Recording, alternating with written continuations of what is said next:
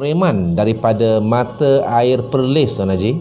Ya. Ini negeri kelahiran yang berbahagia, Tuan Haji. Ya. Pertanyaan beliau, untuk menghilangkan berdengkur, SJH dah pakai 5 set dah. Black Radik, Kapsul Radik, SJ2, Embun Pagi. Apa herba yang perlu saya ambil lagi? Saya berminat menggunakan herba. Dipersilakan, Tuan Haji. Assalamualaikum, Noreman daripada Mata Air lah.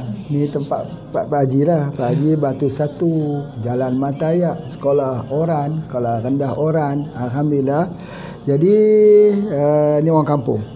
Berdengkur ni dia kena cari kesesuaiannya.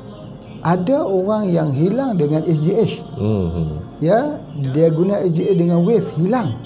Ya, ada yang menggunakan ini apa kita panggil Royal Enzyme. Royal Enzyme ataupun kita gunakan daripada madu kelulut.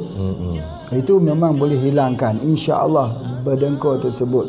Tetapi madu kelulut ni dia ada 7 jenis. Daripada dia manis betul-betul sampai dia masam betul-betul.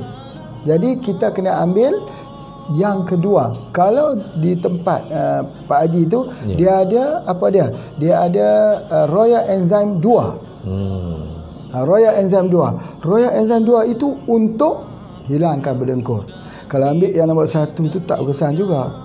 Ya, kena ambil Royal Enzyme 2. Jadi bagi mereka yang berminat boleh menghubungi, boleh mendapatkan. Ini khususnya untuk orang yang masalah berdengkur dan juga asma. Ya, jadi oleh sebab itu maka kita boleh ambil yang ni, insya-Allah. Yang kedua salah satu lagi cara dia, iaitu seperti mana yang Pak Haji sebut, iaitu kita wapkan muka tu dengan daun sirsak atau durian Belanda. Dia kena rajin sikit lah. Isap, wap gitu.